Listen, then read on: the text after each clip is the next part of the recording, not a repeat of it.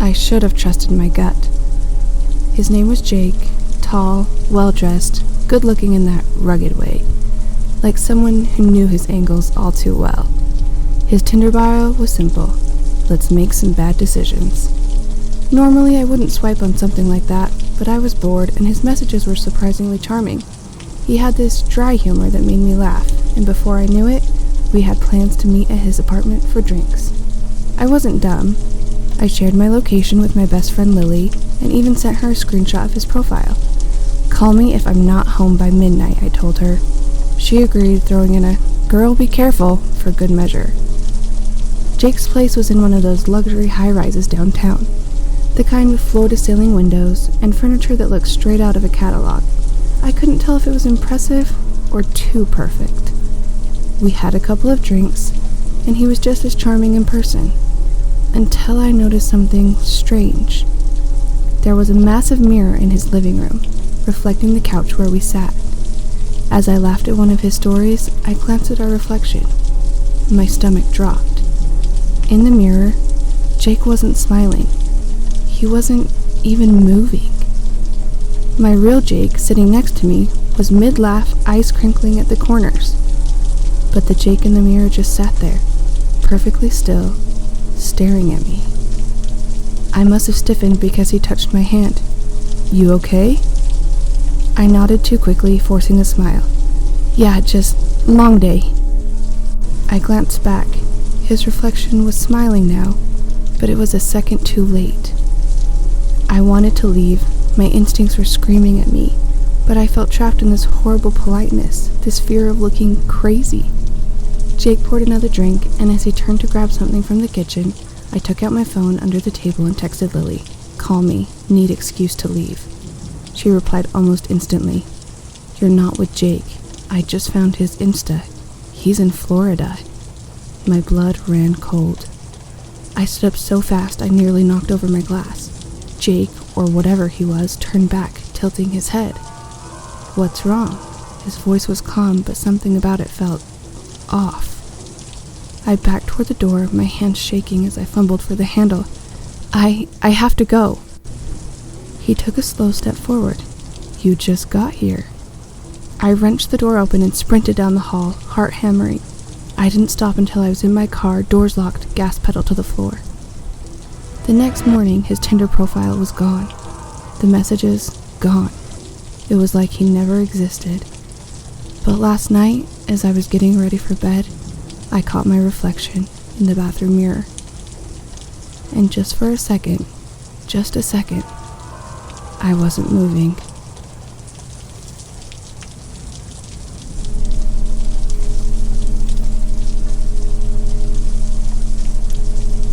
Tinder dates can be awkward, but they're not supposed to be terrifying. I matched with a guy named Chris. He had kind eyes and a golden retriever in his profile. Classic safe bet. We decided to meet at a bar, and when I arrived, he was already there, smiling at me from across the room. Things were going well. He was funny, easy to talk to, and there was none of that weird forced small talk. But about 20 minutes in, I started feeling strange, like someone was watching me. And not just Chris. I casually glanced over my shoulder. A woman was sitting alone at the far end of the bar. Pale, almost too pale. Her dark hair hung in front of her face, and she was staring directly at me. I turned back to Chris, suddenly unsettled. "Do you know that woman?" He frowned. "What woman?" I gestured toward the bar, and when I looked again, she was gone. Chris laughed. "You good?" I forced a chuckle. Maybe I was imagining things. Maybe I was just paranoid. But for the rest of the night, I couldn't shake the feeling that we weren't alone. After a couple of drinks, Chris walked me to my car. He hugged me, and as he pulled away, I saw something over his shoulder. The woman, standing under a street lamp, still staring. I gasped, my body going rigid. Chris turned to look, but there was nothing there. "I think I need to go home," I whispered. He didn't argue, just nodded and let me leave. That night, I couldn't sleep. I kept seeing her in my mind, the way she never blinked, never moved, and then, around 3 a.m., my phone buzzed. A message from an unknown number. He doesn't belong to you. I never saw Chris again, but sometimes when I check my rearview mirror at night, I see her. I don't usually do last-minute dates, but something about him felt safe. His name was Ryan, and he was charming in that effortless way that made you feel like you'd known him forever. He suggested grabbing ice cream, which was refreshing compared to the usual Netflix and chill invites I get on Tinder. The date was nice, simple. We ate, we talked, we laughed. No red flags. Or so I thought. When I got home that night, I had a weird feeling. The kind that makes your skin prickle for no reason. I locked my door, double-checked my windows, and got into bed. Around 1 a.m., I woke up to a sound. Not inside, outside. Like someone was standing at my window. I froze, my body going rigid. I lived on the ground floor, but I always keep my curtains closed. Slowly, heart pounding, I reached for my phone. I started to text my friend when my phone vibrated. A new message from Ryan. I had a great time tonight. I exhaled. Okay, just a normal text. But then another message. You looked so peaceful sleeping. My stomach dropped. I didn't reply. I didn't move. Then, a knock at my window. My heart stopped. I sat there, frozen, barely breathing. Then another message came through. Are you awake? I turned my phone off and hid under my blankets like a child, my body shaking. The knocking didn't stop for a long time. The next morning I called the police. There was nothing they could do. Ryan's Tinder profile was gone. His number disconnected. It was like he never existed. But at night, when I'm alone, I still get that feeling. Like someone standing outside my window, watching.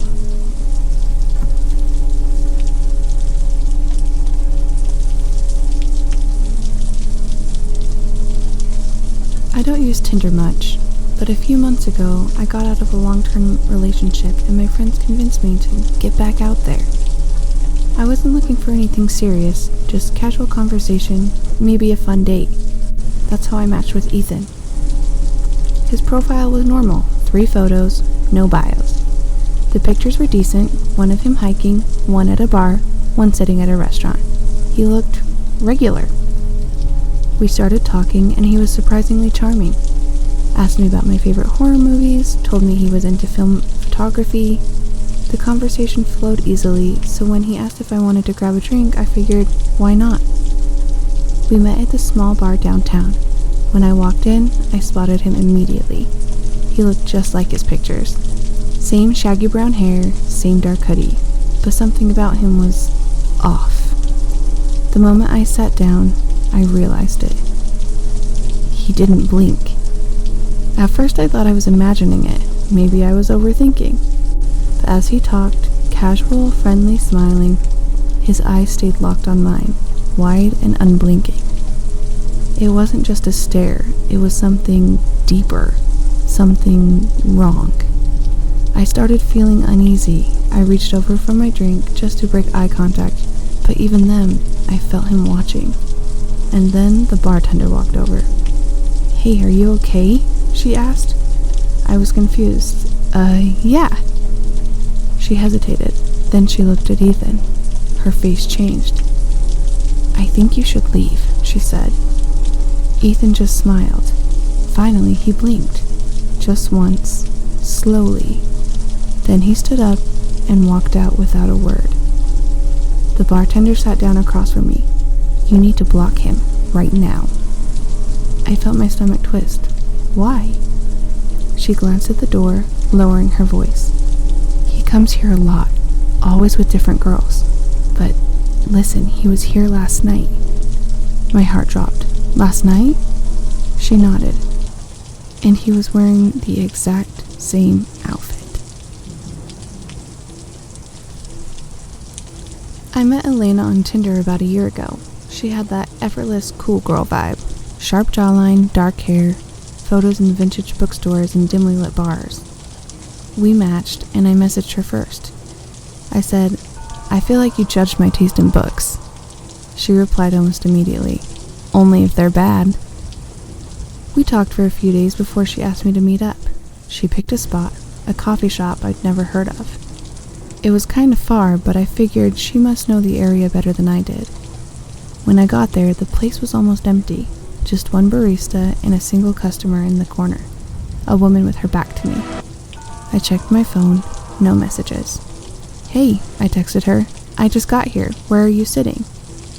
The woman in the corner shifted slightly. Then my phone buzzed. "I see you." I looked up. The woman in the corner didn't turn around.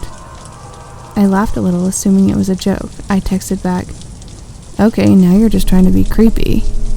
No response. The barista must have noticed my hesitation because she walked over. "Are you waiting for someone?" she asked. "Yeah, a girl named Elena."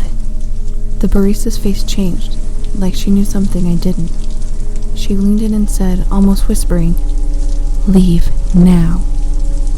I stared at her. Then slowly, I turned to look at the woman in the corner.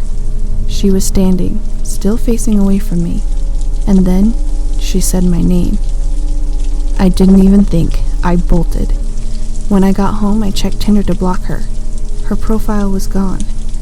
But the worst part? I looked up the coffee shop later. It had been closed for months.